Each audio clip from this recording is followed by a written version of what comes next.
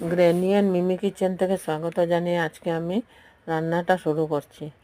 আপনারা সবাই সঙ্গে থাকুন, দেখতে থাকুন আমি কিভাবে সবজিটাকে কাটলাম, কেটে কিভাবে রান্না করলাম। তো আজকে ধুন্দুল বানাবো।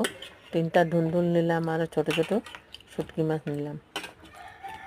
তো প্রথম থেকে শেষ পর্যন্ত যে কোনো কিছু রান্না হোক বা মানুষের লেখাপড়া হোক, স্টুডেন্টস হোক বা আমাদের মতো নর্মাল হোক, যারা আমরা রান্না দেখাইতেছি, আমরা সবাই মানে প্রথম থেকে শেষ পর্যন্ত না দেখলে কিছু আমরা বুঝতে পারি না। স্টুডেন্টসরা যেভাবে লেসন ফার্স্টের প্যারাগ্রাফটা না পড়লে মাঝের প্যারাগ্রাফটা জানবে না না কি হয়েছে, আর লাস্টেরটা তো আরোই জানবে না।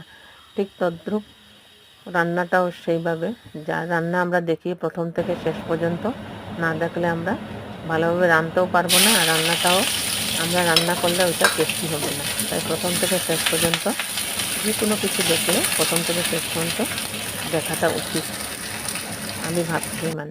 তো এটাকে আমি ভেজে ভেজে তার উপর আমি ছোটো ছোটো শুটকি মাছগুলি দিলাম। শুটকি মাছগুলি দিয়ে ভাজতে থাকলাম। এটা ভেজে ভেজে 2-3 বার ভাজতে থাকলাম। ভেজে ভাজার পর আমি একটু লবণ দিলাম। লবণ দিয়ে ভাজার পর আবারও আমি ভাজলাম। একটু কাঁচা গন্ধ থাকে না শুটকি মাছের, ওটা তেলের উপর ভাজতে ভাজতে তার উপর আমি ধুন্দুলটা দিয়ে দিলাম। ধুন্দুল দেওয়ার পর তো জলে হবে, ধুন্দুল থেকে ঝোলে বাইরে, জল দিয়ে, জল তো দিলাম না, ধুন্দুল থেকে জল দিয়ে বেরোবে।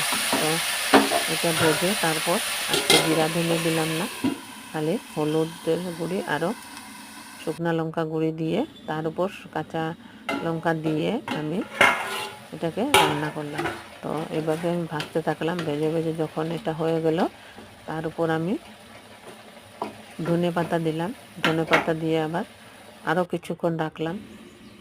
রেখে তারপর আমি ধুন্দুল আর শুটকি মাছের তরকারিটা নামিয়ে নিলাম। আপনাদের যদি রান্নাটা ভালো লাগে তাহলে আপনারা কমেন্ট সেকশনে জানাবেন। আমি খাওয়াটা দেখাই না, আস্তে আস্তে করে দেখাবো আমি। এটা দুপুরবেলা আমাদের রান্না। ধন্যবাদ।